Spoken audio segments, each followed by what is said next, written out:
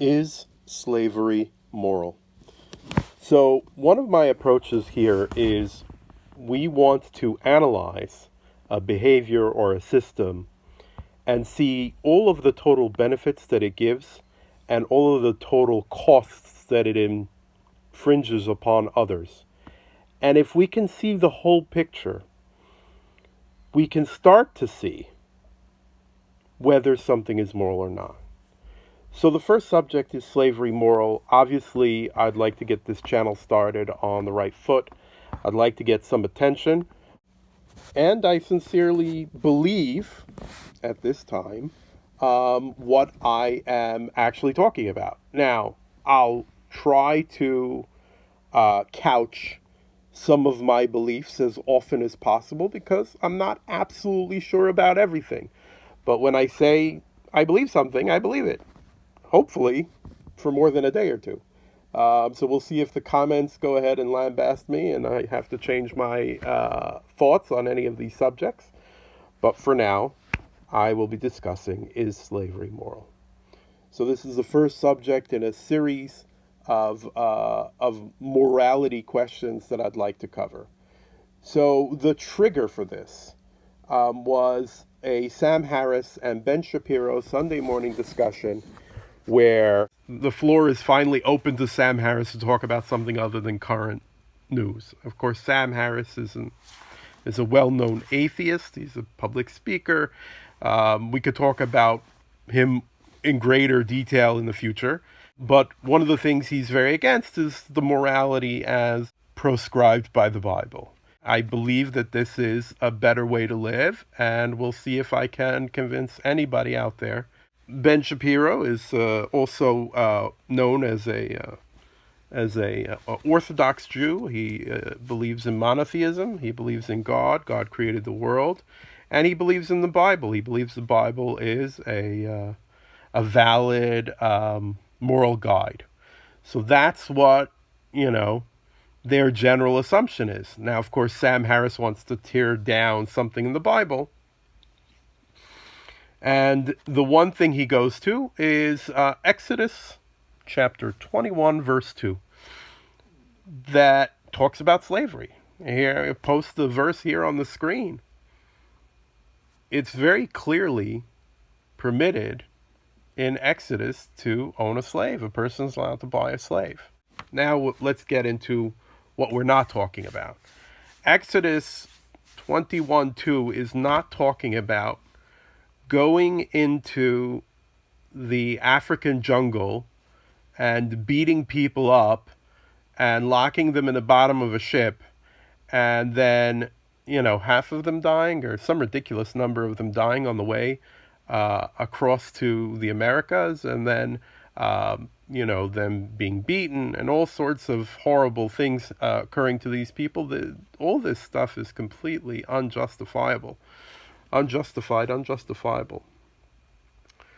So what is the verse talking about? So the verse is talking about a context where a person gets himself into a situation where he owes too much money that he can't pay back. And there's two basic scenarios in which a person can get to a point where he can't pay back a huge amount of money. One is, imagine a poor guy, pre-homeless. Let's just say that, he's prior to homelessness, and he starts borrowing money because he can't afford to buy food.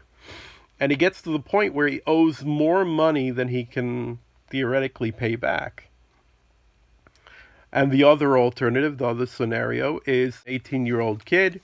He doesn't have any money of his own. He steals somebody's car and turns around and crashes it and destroys $10,000. So either a poor person gets more and more debt until he gets to the point where he owes $10,000, and as far as he's concerned, he doesn't see a way of paying it back. There might be some sort of scenario in which he could pay it back. There could be some charity interests in town who, might say, look, we'll pay off, his loans, and we'll try to get him established in a good job, and he doesn't have to go into actual slavery. But if he can't, if there's no such structure to support him, both of these people owe $10,000, and throwing them in jail is not going to fix anything.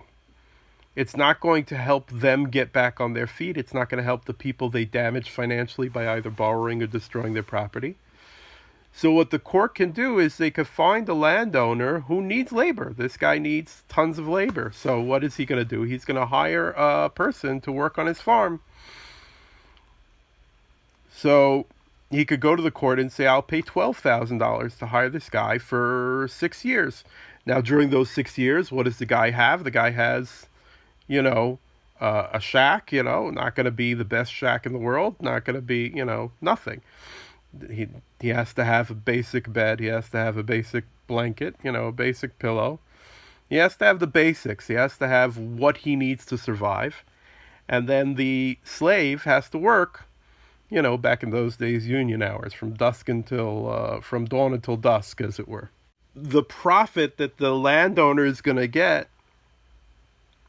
is going to offset his investment in this person. And then while this person is a slave for 6 years, and only 6 years, a person can't be slave for more, even if he somehow damaged $15,000 worth of property somehow. He can't be a slave for more than 6 years. Kind of like somewhat of a reflection of our bankruptcy laws, our labor contract laws. All these things are all, based on our morality from the Bible. So there you have it. Is slavery moral? I hope I presented my position here, and I hope I've given you some food for thought. There's no question that slavery could be abused, but the prison system is far more abusive. There's no question about that.